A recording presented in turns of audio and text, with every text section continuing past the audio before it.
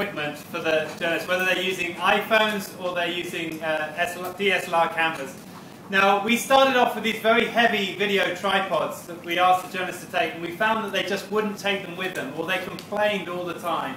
And so we managed to cut it down until we settled for this.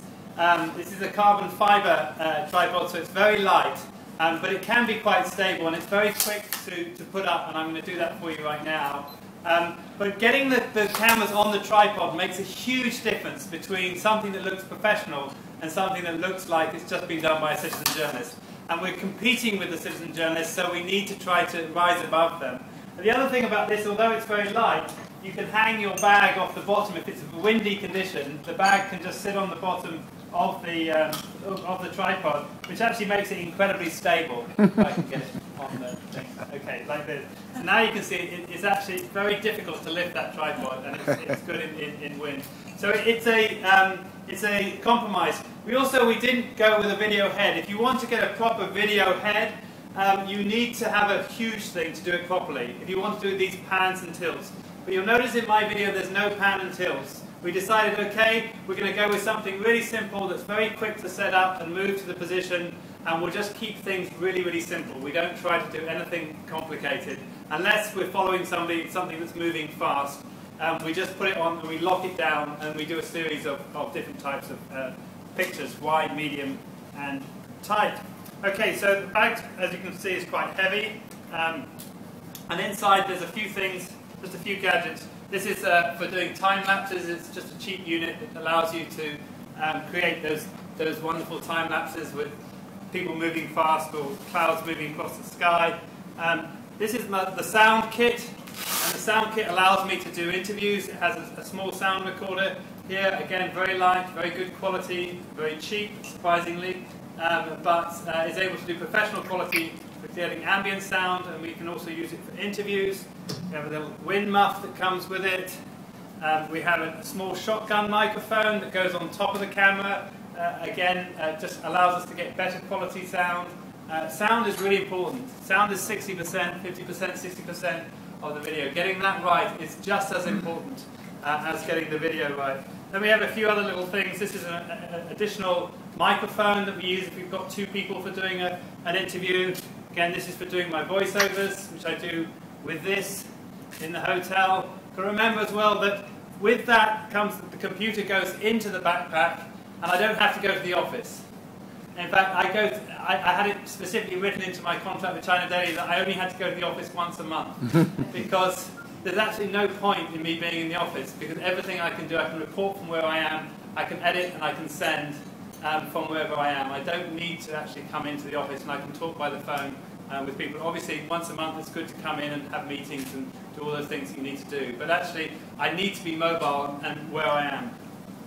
Okay, again, within here, this is just a small radio unit that I have, which allows me to do good quality sound interviews, or I can put a radio mic on somebody that I'm following and talking to.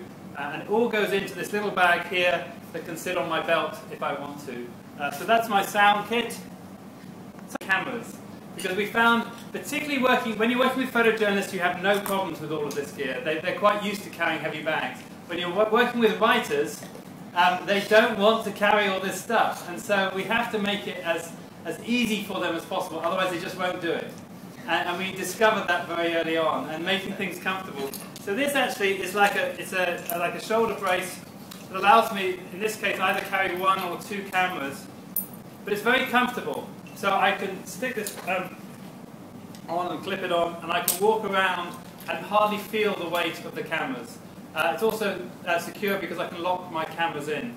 So there's a shoulder brace there, and then underneath here, so in the bottom of the bag, I have two cameras.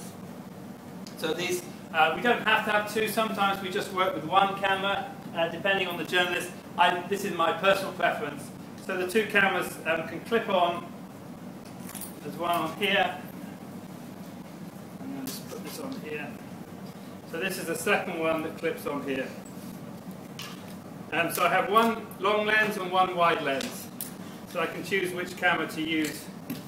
Okay, so that allows me, with this kit and with the sound kit here, this is nice and comfortable to walk with a backpack on. I can go pretty well anywhere that I want to in order to shoot. I don't have to take this off if I want to take a picture of you, take a picture of me.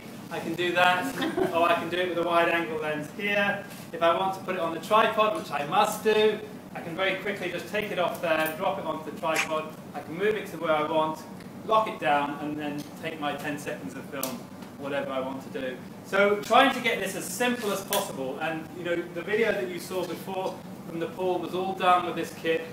You can see the quality that we can get is really, really nice. We want to go up to full HD. Unfortunately, when we go on the web, we often have to compress it to make it quite small. But this is it. You know, this is the kit that we've come down to, that we've settled with for the journalists going out. And now you can work with iPhones and other smaller devices, little video cameras, but you're never going to get that sort of cinematic quality that you have there.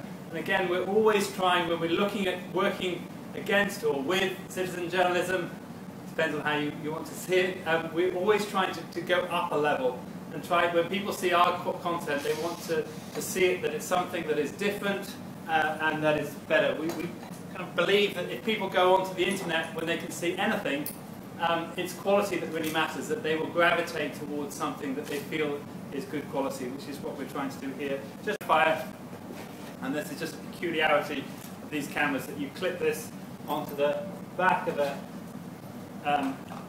just clips onto the back of a, so if you're shooting video, you have to try and focus on the back screen and you can't see it very well. I'm sure they'll solve that very soon, but for now you have to click this on the back in order to be able to see the video clearly. So that's a kit, and I can show you later when we finish, if anyone wants to come and play with it. I just want to very quickly, to finish up my presentation, go through some workflow. So what